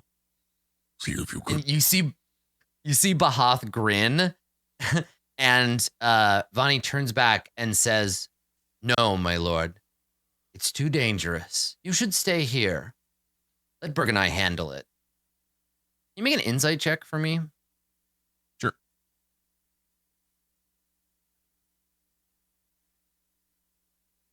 Vani is speaking with an unusual confidence. You haven't heard her talk like this before. There's something in the tone of her voice. Like she's just being very confident. So she's like, "Bahath, stay here." And Bahath doesn't argue. Bahath just nods and kind of pouts a little bit. And Vani turns back to you and says, I should be upstairs. I should go to the door." She gestures like, "Will you come with me?" Berg nods, and I think as they're going, Berg's like, Do you have any extra weapons of any? I don't have the hammer. Something would help. Anything. You said it was a giant? I don't know. Well, if it's only one, then we have nothing to worry about. These things happen sometimes. They come wandering by. I can handle it.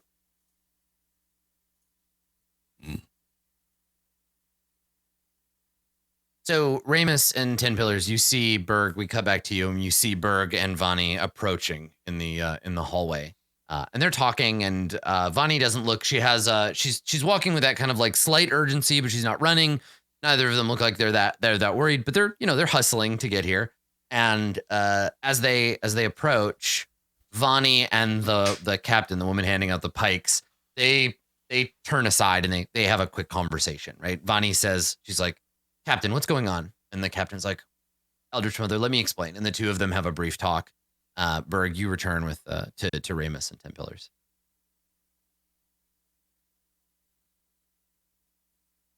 Berg, if we don't go out there and move this giant, these people will die. They are not warriors. Each is just average giant or what? Should we be concerned? Doesn't sound like much. We don't know yet. But we do need to go see if we can see what it is. Try to scare it away. They tend to like those. I don't know. No. I mean, you're in the mountains. There's boulders around, sure. Maybe pick up boulder, throw it. Warning. It keeps coming. No longer a warning. Let's go. Well, just be careful. We don't know what it is yet. Could be friendly. So you want to go check it out? Yeah. Okay. So you start opening the door, and the sound of the door opening kind of like gets everybody else like, ooh, like startled, and they're all kind of looking at each other like, oh, what's going on? What's happening? They look at the captain looks at Vani. Vani looks at you, and she says, where are you going? What are you doing? Stop it. She just like strides over to you.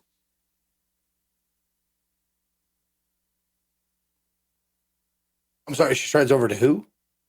All of you, the three of you, because somebody's opening the door, and so she comes over like, what are you doing?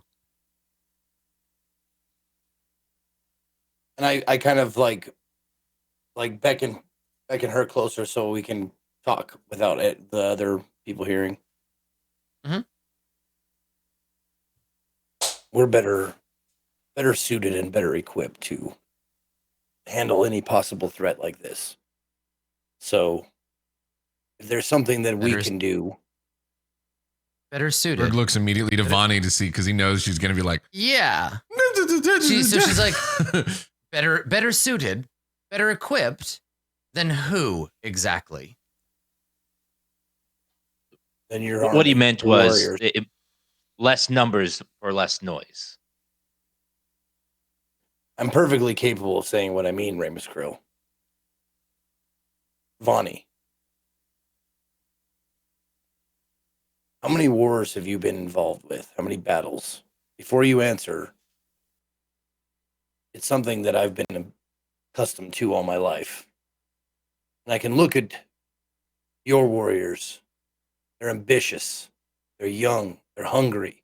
They're also unseasoned. We have seen many different situations like this.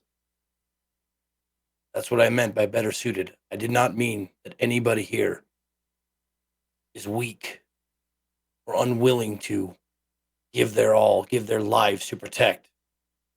I'm saying that possibly we could do it without any blood loss or bloodshed of your own people.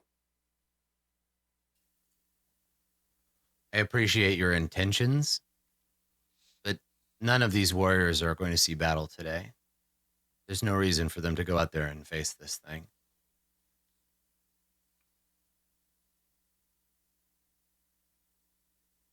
I'm curious.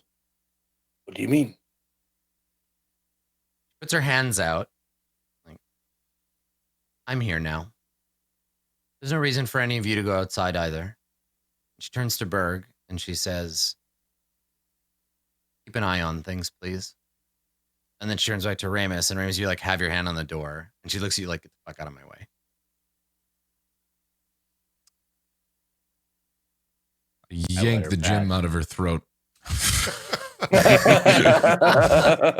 Just grab her trachea and smash. Is that what? Let me just take that. There you go. Yeah, all right. Berg doesn't respond. He just like gives Ramus, her like a. She looks at Ramus shit. and all right, go handle this. Yeah, the look is unmistakably, get the fuck out of my way, Ramus.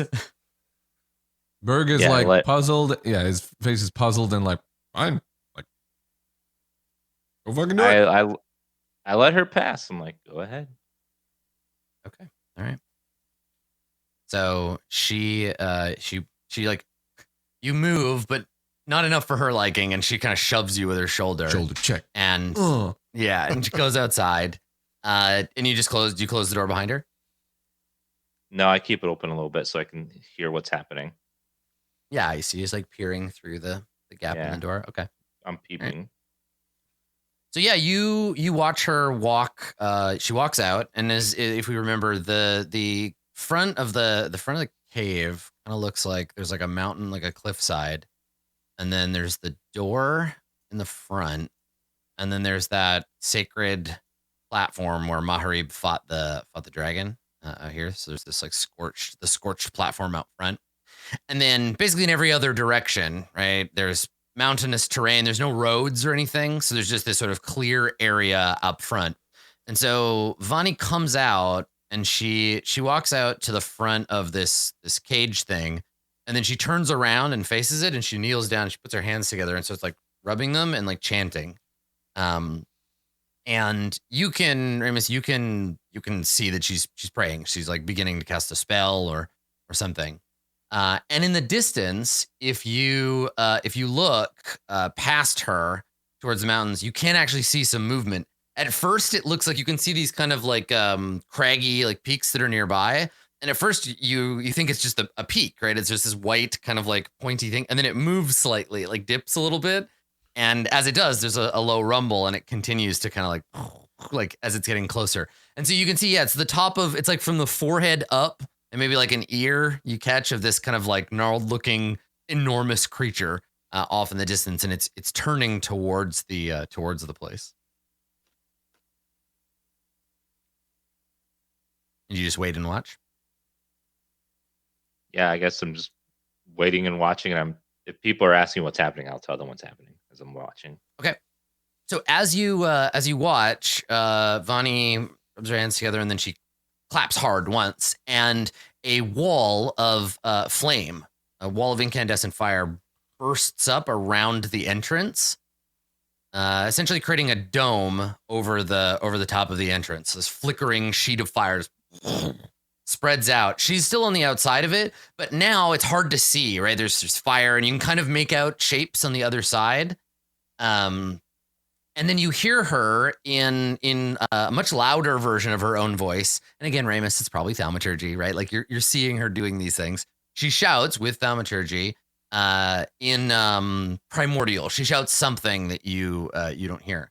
We cut to the giant, and we can see it, right? We see the whole body of the giant. She's enormous, a big blue-gray skinned woman. She's wearing kind of like half rotted furs, like covering her body.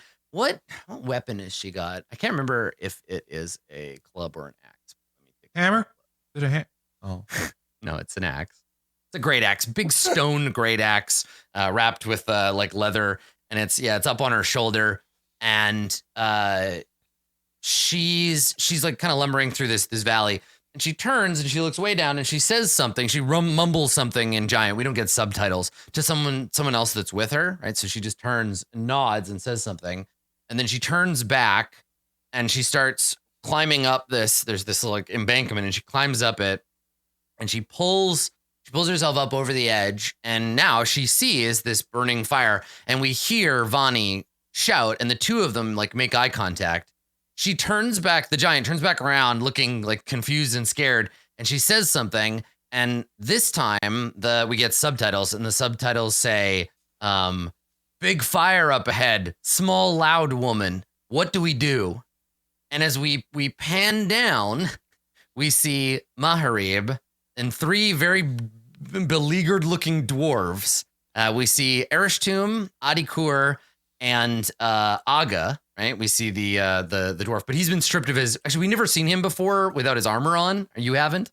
But yeah, we see a third dwarf. And we see the three of them, and we see Maharib with them. Maharib, the giant, has just said to you, yelling woman, big fire ahead. What do we do? I can't see over, like I haven't seen any of this yet. No. When you peer out to look, she says to you, you want look? Yes. She reaches down and grabs you, picks you up in one hand and puts you on her shoulder. And from here, you can see Vani. And Vani is hovering about 5 feet off the ground in front of the cage. She has an aura of fire around her, but she's totally placid, right? And her eyes are glowing and she's floating there. And then behind her, there's a hemisphere of fire blocking the entrance. I'll go and speak with her. I know who this is, I think. Stay here. So she turns, the giant turns, and you've taught her over the course of the last couple of days, you taught her not, when you're this close to her, not to speak at normal volume, right? She's still kind of getting a handle on whispering. Sure. So she turns and she says, small woman, Maharib's woman. No. And she grins and she nods and she says, good. You want down? And she gestures. I think I just like hop down. Like I'll do it all. Yeah, you just like hop off her arm and jump down to where she was climbing. Yeah. Yeah. Okay. Yeah. I'll be right back. I'll start walking towards Vani. Okay. I know this is Vani, right? You said that? Or do I just... Yes. Okay. I mean, yeah, she's a lot more like on fire than usual, but yeah. So as you get closer, you feel the waves of like heat coming off of this shield wall. And and Vani turns to look at you and she says, still in this like kind of magically altered voice, she says, I know you. Is that creature yours? I do not own her, Vani, but she is with me, yes. Are we... What is your purpose here? What is my purpose here? I have friends, I would assume. Inside. We were not enemies when I left last. Did something change? She shakes her head. Nothing has changed here, Maharib. And she lowers to the ground and the flame aura disappears and her hair stops doing the stand-up anime thing and her eyes go back to normal. They turn into that sort of amber color. And she smiles and she says, I'm glad you're okay. She walks over to you. We saw the giant. I didn't realize he was your friend. It is a he, isn't it? And she kind of looks. She's like, what happened? Where were you? There's a lot to unpack there. It's better I tell everyone at once rather than everyone multiple times. You hear a shout from over the crest. And when you look, the giant, she's got her hands on the edge of the crest. She's like looking over and you hear her shout to you.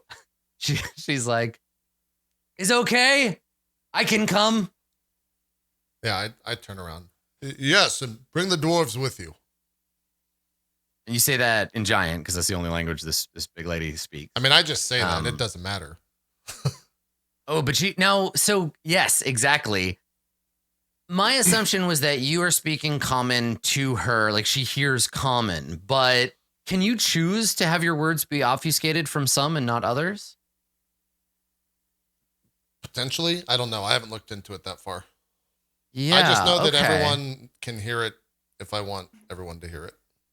Yeah, I wonder about that, whether you're forbidden from pretending like you're speaking language. Okay. Yeah. So if you think she understands, she puts her hand on your shoulder or on your arm, like in concern. She says, "What? Dwarves? No, you can't."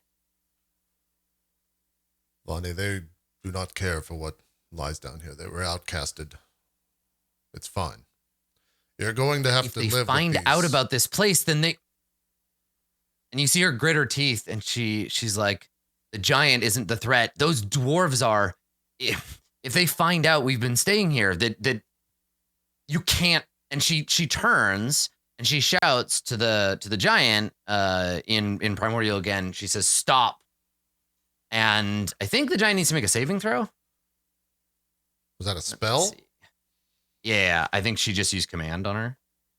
Let me look. Is this like enough commotion that might, have us realize something's like? You hear her shout in Primordial, but there's a wall of fire, right, separating you from the action. Oh, okay, I didn't know if that was still up. Okay. Yes, yeah. I'll let you know. She's concentrating on it. So let's see. Wisdom save. 16. 16. Okay, so the giant stops in mid-turn and just whoop, and then is like, move, no move. Ah. And like seems kind of panicked. And she turns to you and she says, I'll spare the giant, but those dwarves cannot be brought here. Then we'll stay outside. I'm not leaving them out here. She scowls. You have to be reasonable about this, Maharib. We're hiding here. The more people that know, things have changed since you were gone. There's grave dirt captured some of ours. We think that Kita might have told them where we are. Well, what does it matter if 3 dwarves know? We should all be leaving soon. Make a persuade check. I don't know if that was necessarily okay. I'll make it. I mean, you want her to act sure, different, right? Sure. Yeah. Remus, I have a negative Did you 1. hear them? Did you hear her say dwarves? And she mentioned grave dirt. I'm gonna use inspiration. Okay. Fuck. 7. Can't persuade Okay. shit. She shakes her head and she says, "You can come inside. You have to keep your friends far away from here, further, and make sure they don't come near the entrance. Otherwise, it's all for nothing." You'll see that you're wrong about this. I understand that'll take time. I'll remain outside. Please tell Ramus, Berg, and 10 Pillars that I'm back and fine. We'll be camped out somewhere in the woods nearby. She makes a pained face and she puts her hand on your shoulder as you turn to go, right? Because you're like, I understand, fine. I'm going to go. Put her hand on your shoulder and she says, Maharib, you... And it's funny because the two of you are standing at the site of your this is your proving ground, right? Yeah. You use this place to prove that you are like an ally of them. And so she maybe looks at the cage and realizes, she says, Maharib, you know that now and forever you are welcome wherever the embers land. But this danger, the dwarves, they've been hunting us for as long as we've had this place. You know we don't belong here, but without it, we'll die. I don't mean to turn aside your new friends, but I have to protect the embers. I understand. I'm sorry. I do not take this personally. You'll come to matter that none of it matters, though. Come to understand, I mean. I'm going to make an insight check. Funny. What do you think the difficulty is to notice that something is different about Maharib? Well, I've probably lost a lot of weight. So I'd say pretty low. Physically you look pretty haggard, but I think she's probably assuming that's just because of you. But there's something about your effect that is a little bit different. I'd say like the 13. It's pretty low. Okay, so not too difficult. Yeah, okay. So she doesn't say anything. She doesn't call it out. She gives you a look, right? You make eye contact, and there's something's different about you, right? There's this look like, And then she nods and she says, just for now, keep them away from the entrance. Don't tell them that it's here. Just hold them back. For now. I'll go and tell the others. And she turns, and we watch her just walk through the wall of fire. The air blowing around it, right? Because it's heat and it's pushing the air around. It blows her hair and her clothes. But the fire doesn't harm her. She just walks through it. So Ramus, you see her walk through on the other side of the sphere of fire, and is walking towards you, but she doesn't make eye contact with you. Okay, I back up. I don't want to get shoulder checked again. Yeah, right. You get out of her way. And she walks into the hall and she turns to the assembled guards and she says, "You're lucky. There's not going to be a fight now. But be ready. If you hear the gong again, we're not out of danger yet." And she turns to the three of you and she says, "Maharib's back. For reasons of safety, I can't allow him or his new friends inside, but if you want to go out there and talk to him, you can. You cannot tell them that we are here or that this is a dwarven hall, or else all of this will be lost. Do you understand? She like takes a minute to like look at each of you like I need to know you get this. Them. Who's you with? One of those mutant trolls and some dwarves.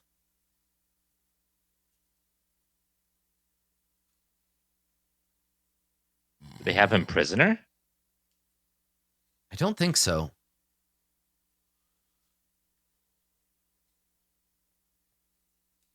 We should go talk.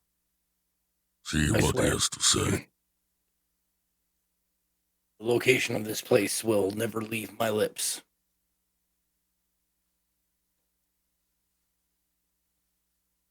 She nods and she looks at Ramus, like she looks at you, Ramus, and she says, "And you? You swear to silence as well?" I swear I will not tell the location of this place unless you give me permission to. Good. Fine. Gestures. Go ahead.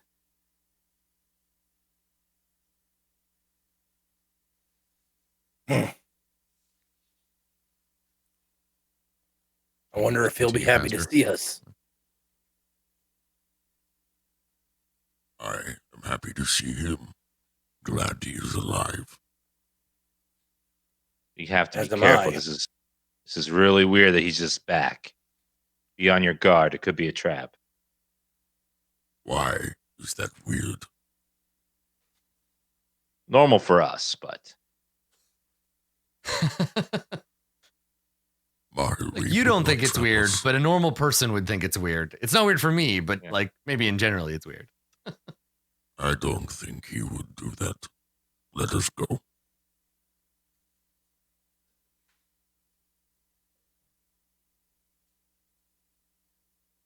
Okay. Yeah. So you want to go, I'm ready to go. outside and Yep. check it out? All right. So you walk out and into the the interior of the fire sphere, which as Vani looks up, it peels away and vanishes. She gestures in the direction like he's over those hills there. Go and check it out. And the three of you head off to become reunited with Maharib. So let's take a break there, and when we come back, old friends can get back together and we can figure out what the hell is going on around here. All right, let's take a break. We'll be right back after about 5 or 6 minute break. So don't go anywhere. More Court of Swords coming up right after this. We'll see you guys then.